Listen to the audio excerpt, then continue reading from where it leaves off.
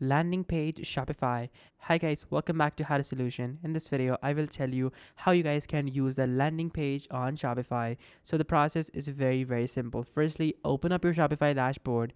After that, simply click on the left side on online store, then click on pages, and now from over here, you guys can just basically add in a landing page once this dashboard loads up. So now from over here, simply scroll down and simply click on actions. And now from over here, you guys can simply edit the code or edit languages as well. Then of course, you guys can also click on customize, and that's going to take you over to the theme settings. Once you guys are over here on the theme settings, now from over here, you guys can basically modify your whole landing page. You guys can double click on any text. You guys can move anything around wherever you guys want to. You guys can move around text. You guys can change the font. You guys can do every single thing that you guys need to your landing page. So guys, that is how easy it is for you guys to just simply modify your landing page. And then once you're done, simply click on the top right where it says save, and then your landing page is going to be saved. So guys, that is how easy it is for you guys to just simply modify your landing page. Thank you so much for watching. Take care. Till next time. Goodbye.